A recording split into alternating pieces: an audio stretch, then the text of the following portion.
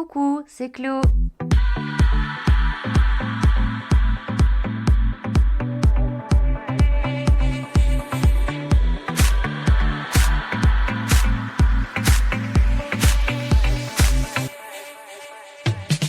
Bon, je prends le micro aujourd'hui pour un peu, je sais pas, me confier. J'ai l'impression que ça va être un peu un micro thérapeutique qui à la base n'est pas dans le but de le publier en épisode. Je vous offre ma vulnérabilité, je vous offre mes réflexions, mes doutes, puisque je sais que je ne suis pas la seule. C'est pour ça que si j'arrive à bien mettre mes pensées, peut-être que cet épisode sera publié. Et de toute façon, si vous entendez ça, c'est qu'il est publié. Euh, Mais rien n'est préparé. Habituellement, en fait, je prépare mes épisodes le lundi et mardi. Le mercredi, j'enregistre. Le jeudi, je monte. Et le vendredi, je fais du contenu pour les réseaux sociaux. Et cette semaine, ça a été... c'était pas ma semaine, tout simplement. Je sais pas. J'étais pas motivée, pas bien, en perte d'énergie. Et donc, nous voilà, mercredi 21h, avec l'épisode qui n'a toujours pas été enregistré. Et surtout, qui n'a toujours pas été préparé. Je ne sais même pas de quoi je vais vous parler cette semaine, mais je sais que dimanche, un épisode doit être sorti. Donc voilà, j'étais très overwhelmed. Je sais pas comment dire autrement, bouleversée. Euh, et donc j'ai dîné avec ma maman. Et c'est venu sur le tas que je lui explique un peu que je me sentais complètement perdue. Parce que je suis dans une période de ma vie où voilà, j'ai mon travail d'animatrice radio, mais qui est le week-end, le samedi dimanche, et donc forcément ce n'est pas un travail stable puisque ce n'est que le samedi dimanche. Et la semaine, je suis là et j'essaye de créer mes projets personnels, le podcast, les réseaux sociaux. Et c'est vrai que c'est un énorme point d'interrogation parce que je ne sais pas à quoi ça va mener. Et donc, ça me procure énormément d'angoisse, d'anxiété, parce que j'ai l'impression que je fais des choses, mais sans y croire, alors que vous me faites des retours qui sont juste incroyables, et je vous remercie infiniment pour ça. Mais c'est comme si, même si d'autres trouvent que ce que je fais est bien, moi, j'arrivais pas, et je veux pas faire ma pique me, vraiment, entendez-moi, mais c'est juste que c'est une période de la vie et je suis sûre que d'autres personnes vont réaliser, que ce soit les personnes qui viennent de finir les études et qui sont en recherche de travail et qui ne trouvent pas. On est perdu, on ne sait pas où on va, on ne sait pas encore ce qu'on vaut aussi sur le marché. Et donc, forcément, toutes les étoiles ne sont pas alignées pour nous mettre en confiance. Donc, ça m'a fait énormément de bien de discuter avec ma maman. Et ces mots ont été tellement justes, ces mots ont été incroyables comme d'habitude que j'avais envie de vous les partager. Mes copines qui connaissent ma maman, alias Sandrine, savent que c'est un pilier dans ma vie. Elle m'a mise en contexte super rapidos, on fera peut-être un autre épisode dessus. Elle m'a élevée seule avec mes deux frères, donc on était... voilà quoi, c'est une grande dame, c'est vraiment une femme incroyable.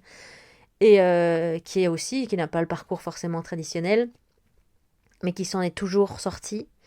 Et donc elle me donne plein d'espoir. Et je lui ai expliqué, voilà, pendant notre repas de la flemme, pour ceux qui connaissent, fish stick, épinards, compote, évidemment, autour de ce repas romantique, que j'étais complètement paumée, que je ne savais pas où ça allait, et que, peut-être que je devrais tout arrêter pour commencer un job stable comme tout le monde, parce que je sais pas où ça va mener.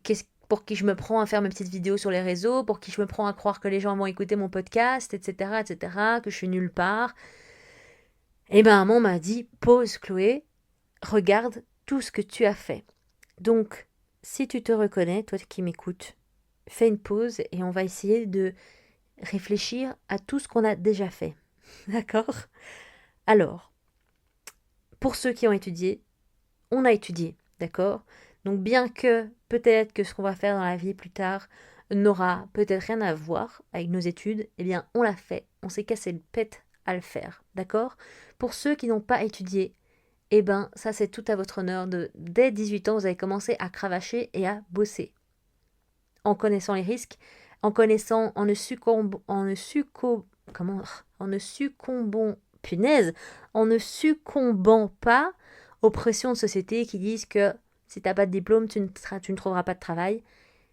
Bah, regardez ce que vous avez déjà fait, vous avez réussi à sortir votre épingle du jeu, et je suis sûre que vous avez 1000 fois plus d'expérience que nous, étudiants qui venons de finir les études, et qu'on arrive sur le marché, et on nous dit qu'il nous faut minimum 3 ans d'expérience, alors que on n'a littéralement pas d'expérience. Voilà. Hein. Donc on se retrouve à 24-25 ans, dans le flou, paumé. Ha. Et alors financièrement, n'en parle pas. On n'en parle pas. C'est trop compliqué, parce que si je me trompe pas, là en Belgique, on n'a pas accès à un revenu si t'es obligé de trouver du travail, en gros, sinon t'as pas d'aide sociale. Donc dites-moi si je me trompe, mais bref. Donc c'était un peu ça ma réflexion.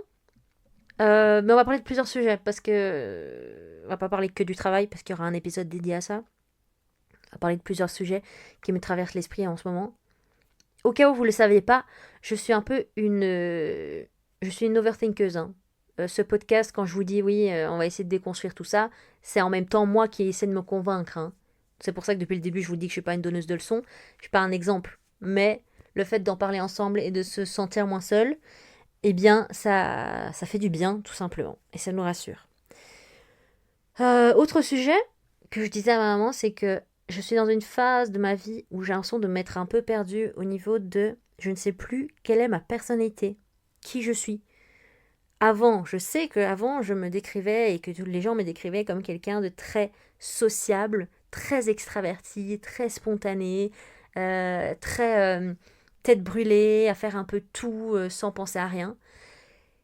Et punaise, ben, qui est cette personne? Who are you? Parce que les gars, je suis encore spontanée, ça c'est sûr. Mais par contre, j'ai l'impression qu'avec les années, je suis beaucoup moins extravertie, je suis beaucoup plus introvertie. Je sais pas si ça se ressent à l'extérieur. Et alors le fait d'être complètement tête brûlée à se poser jamais de questions, MDR. Je suis devenue une anxiété en personne, comme le personnage de Vice Versa, qui doit tout anticiper. My God. Est-ce qu'on vous a parlé, est-ce qu'on vous a prévenu du moment où on allait passer de l'insouciance, l'inconscience, à la conscience? Enfin, je sais pas, moi, ça m'a perturbé en fait que toute une période de ma vie, toute ma vie, j'ai été dans la naïveté parce qu'on ne connaît pas les problèmes du monde. Donc tout ce qu'on peut faire, c'est juste kiffer nos lives, vraiment, littéralement. Et c'est dans ces moments-là que on m'appelait la tête brûlée parce que je faisais tout, parce que je ne mesurais pas les risques. Et en fait, c'était incroyable. En fait, c'est l'âme d'enfant. On nous le dit hein, quand on est enfant, adolescent, qu'il faut qu'on en profite tant qu'on peut, mais on réalise pas. Et puis un jour, un beau jour, je sais pas pourquoi, j'ai l'impression que c'est du jour au lendemain, on passe le pas de la porte, on passe du côté de la conscience. Et en un coup, on se rend compte qu'à tout moment, on peut mourir. Oui, on se rend compte qu'à tout moment, on peut faire des échecs, on peut se planter, etc. Et donc ça crée des angoisses, des anxiétés, ça crée de l'anticipation. Et perso, j'ai l'impression que ça a été assez brutal, ce passage de l'inconscience à la conscience. Et parfois, je regrette du coup mon âme d'enfant, je regrette ma naïveté, je regrette ma légèreté en fait. Je me sens super lourde, notamment avec... On va parler de plein de choses, je vous ai dit que ça allait être un méli-mélo. Le fait d'être super lourde, c'est parce que je regarde l'actualité, ce qui ne m'intéressait pas avant, hein, forcément. Et elle m'angoisse. Je vais arrêter de dire le mot angoisse. Elle me déprime et elle me révolte. Et donc, dans mes pourtois TikTok en plus, là, forcément, tout le contenu qu'on va me proposer, c'est les trucs que je regarde, c'est-à-dire les trucs chocs, les trucs des droits des femmes, qu'elles sont privées de droits, nanani, les élections, le climat, etc. Et c'est toutes des choses qui sont hyper anxiogènes et qui, moi, me révoltent. Et après, à mon entourage, je vais aller en parler, je vais dire oui, il y a ça, il y a ci, il y a ça, il y a ci. Donc je n'ai plus du tout des conversations légères, j'ai que des conversations lourdes sur le monde, sur etc.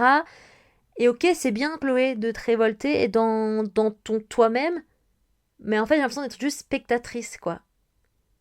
Et une fois que je réalise que je suis spectatrice de ça, que j'agis pas, ok, maintenant je fais quoi? Hein? Je suis perdue dans ce vaste néant et en fait on sait plus à quoi on sert parce que je sens que je dois servir à quelque chose dans cette société. Il faut que je serve à quelque chose. Il faut que je fasse des choses qui ont du sens pour moi mais aussi pour les autres. Mais comment? On n'a pas encore les clés en fait. On n'a pas encore les ingrédients pour faire la recette. Et je pense que c'est tout à fait normal à notre âge. Mais qu'est-ce que c'est? Pouah, je le disais une autre fois, mais je ne comprends pas et j'admire les personnes qui arrivent à se poser aucune question et à foncer. Et avoir confiance en les résultats. Parce que, oui, ok, moi je fais les choses, mais j'ai pas trop confiance pour les objectifs. Est-ce qu'ils vont être atteints? J'ai lancé ce podcast, j'ai lancé les réseaux sociaux. Et ouais, j'étais pleine de bonne volonté, mais là je me dis, mais Chloé, mais pourquoi t'as cru que ça allait être pour toi? Alors que ça pourrait être pour moi. Pourquoi ça ne pourrait pas l'être? Donc voilà, c'est que des remises en question. Et Sandrine, la best, Sandrine, ma maman, m'a rappelé tout ce que j'avais déjà fait, tout ce que j'avais déjà parcouru. Et elle m'a rappelé aussi qu'on avait encore toute la vie devant nous et que c'est maintenant, les gars, c'est maintenant qu'on doit prendre des risques, c'est maintenant qu'on doit tester des choses, qu'on doit se planter, qu'on doit réussir, qu'on doit se poser des questions, mais qu'on doit aussi agir et pas se flageller avec juste nos questions dans la tête et qui nous embrouillent complètement. Donc voilà, même si pour moi c'est dur, je voulais quand même vous donner ces mots-là. Ayez confiance en vous, regardez le chemin parcouru, testez des choses et surtout aimez-vous et croyez en vous parce que si vous ne le faites pas, c'est clair que vous n'arriverez pas à vos objectifs. Et c'est vrai que je reçois plein de messages bienveillants de ma famille, de mes proches, des gens qui découvrent un peu ce que je fais.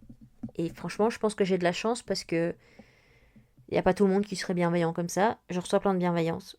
Mais je me rends compte que la plus grosse hateuse que j'ai, c'est moi. Je suis trop exigeante envers moi-même. Pourquoi on est comme ça? Comme si je ne méritais pas de réussir. Alors que fuck it, putain, que je le mérite. Oh, putain, c'est dur de dire ça. Maintenant, faut y croire. Oh, pardon, là, je fais un peu de l'ASMR, je suis en train de boire mon thé. Est-ce que vous voulez qu'on termine cette séance en ASMR? Je sais qu'il y en a certains qui aiment bien. Il y en a d'autres qui détestent. Pourquoi je fais ça? Non, là, je suis en train de péter un câble. Donc voilà, ça arrive à tout le monde d'être dépassé. Et je pense qu'il faut les vivre, ces émotions. Il faut pas non plus nier les moments où on n'est pas bien, les moments de tristesse, les moments de découragement. Faut pas les nier, faut les vivre parce qu'il y a des gens qui n'arrêtent pas d'avancer avec. Il y a des gens qui avancent comme des poules sans tête. Je sais pas si on utilise cette expression dans ce cas-là, mais qui rejettent toute forme d'émotion et qui rejettent tous ces sentiments inconfortables. Et tôt ou tard, ça va leur tomber sur la gueule, crois-moi. Donc, si on a des sentiments comme ça, tu sais quoi? Moi, mon truc là, parce que franchement, ça m'a fait du bien. Mon truc, ça a été de prendre un petit thé, de me mettre dans mon lit sous mon plaid avec une petite lumière tamisée, de prendre mon micro et de cracher ce que je pensais et de avoir l'impression de discuter avec des amis parce que l'air de rien, je sais que vous êtes beaucoup derrière et ça fait du bien. Je déculpabilise un peu plus. Je me dis ok, ça arrive d'avoir des moments de down, mais il faut quand même savoir se relever, il faut se relancer, il faut se remotiver. C'est tout. C'est très court. Écoutez, peut-être que ce sera ça l'épisode de cette semaine. En tout cas, je vous envoie plein de love, plein d'amour. Je compte sur vous pour être votre premier fan et de croire en vos rêves. Believe, croire en ses rêves. Sur ce, je vous retrouve la semaine prochaine. Je vous fais plein de bisous. À nouveau, si vous n'êtes pas encore abonné à mon Instagram, n'hésitez pas. Chloé.radio. On discute pas mal ensemble. N'hésitez vraiment pas non plus à activer la petite cloche sur votre plateforme d'écoute pour être au courant de tous les prochains épisodes qui, je vous le rappelle, sortent tous les dimanches à 18h. Et aussi, si tu as envie de me partager un petit sentiment suite à cet épisode, laisse-moi un commentaire, ça me ferait vachement plaisir. Gros bisous, ciao ciao.